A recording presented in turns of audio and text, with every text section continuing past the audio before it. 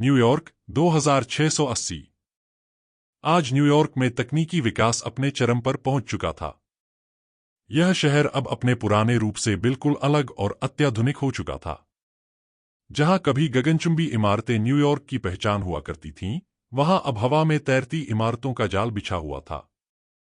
ये इमारतें न केवल दिखने में अद्भुत थीं, बल्कि ये पूरी तरह से सौर और हाइड्रोजन पावर पर चलती थीं, जिससे ऊर्जा संरक्षण और पर्यावरण संरक्षण को प्राथमिकता दी गई थी। सड़कों पर पारंपरिक गाड़ियां अब इतिहास का हिस्सा बन चुकी थीं। हवा में उड़ने वाली कारें, जिनमें स्पीड और सुरक्षा दोनों का विशेष ध्यान रखा गया था, और व्यक्तिगत जेटपैक से यात्रा करना यहां के लोगों के लिए आम बात हो गई थी। ये गाड़ियां एआई द्वारा नियंत्रित थीं, जो दुर्घटनाओं को लगभग समाप्त कर चुकी थीं।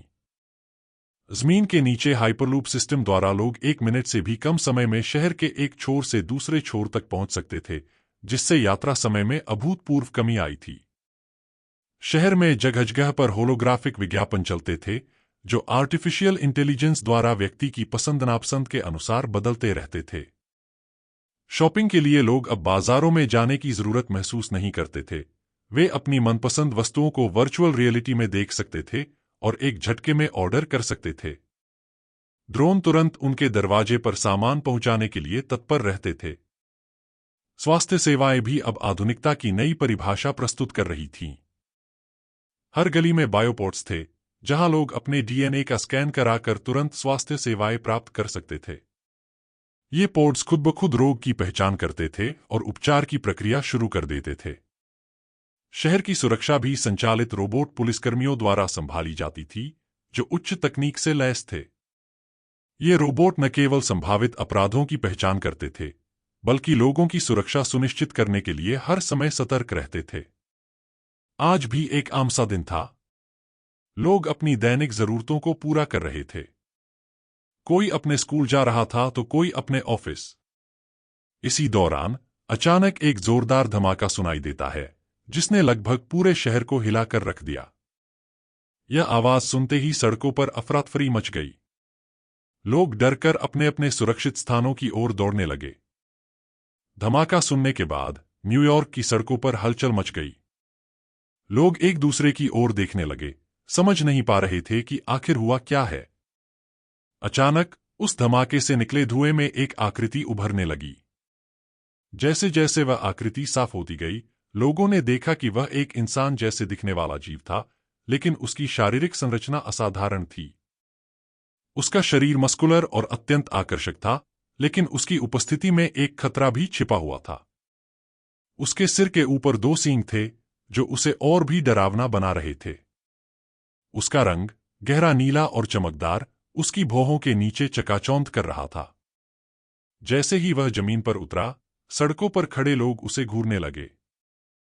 कुछ ने अपने मोबाइल फोन से उसे रिकॉर्ड करना शुरू कर दिया, जबकि दूसरों ने पीछे हटने का प्रयास किया। तभी अचानक वह बड़ी तेजी से हवा में उड़ने लगा। जैसे ही वह ऊंचाई पर आया, उसने अपने हाथों में एक ऊर्जा बॉल बनाई। वह बॉल चमक रही थी और उसके चारों ओर ऊर्जा की लहरें दौड़ रही थीं। फिर उसने उस बॉल को सीधे पास की एक विशाल बिल्डिंग पर फेंक दिया। वह ऊर्जा बॉल बिल्डिंग से टकराई, जिससे एक शक्तिशाली विस्फोट हुआ।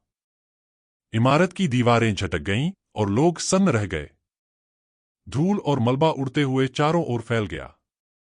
उस धमाके ने पूरे शहर को हिला दिया। धमाके के बाद न्यूयॉर्क की सड़कों पर अफरा-तफरी मची हुई थी। लोग भागते हुए सुरक्षित स्थानों की ओर दौड़ रहे थे, लेकिन तभी अचानक शहर के विशेष सुरक्षा बल के मुख्यालय से कई हथियारों से लैस रोबोटिक पुलिसकर्मी निकलने लगे। ये रोबोट्स चमकदार धातु से बने थे और उनकी आंखों से नीली रोशनी निकल रही थी। जैसे ही उन्होंने अपने लक्ष्य की ओर ध्यान केंद्रित किया, उनकी मेमोरी में अद्यतन जानकारी आने लगी कि एक शक्तिशाली जीव ने शहर में आतंक मचाया है। सुरक्षा कमांड से स्थिति रिपोर्ट मिल रही है, एक रोबोटिक पुलिसकर्मी ने कहा। उसकी आवाज में एक ठंडी ठहराव थी। हम लक्ष्य की ओर बढ़ रहे हैं। सभी यूनिट्स तैयार रहें। जैसे ही ये रोबोटिक पुलिसकर्मी घटनास्थल की ओर बढ़ने लगे, उन्होंने अपने हथियारों की जांच की। उनके पास लेजर गन, स्टन ग्रेनेड और अन्य अत्याधुनिक हथियार थे, जो उन्हें दुश्मन से निपटने के लिए सक्षम बनाते थे। जैसे ही रोबोटिक पुलिसकर्मी उस जीव के पास पहुंचे, उन्होंने उसे चारों ओर से घेर लिया। रुक जाओ, तुम शहर में आतंक फैला रहे हो। अगर तुम नहीं रुके तो मजबूरन हमें तुम पर हमला करना होगा, एक रोबोटिक कमांडर ने उच्च स्वर में आदेश दिया। उसकी आवाज में एक ठंडी धमकी थी। उसकी आंखों में धुनाई की उम्मीद थी, लेकिन जीव की आंखों में सिर्फ मस्ती थी। आतंक?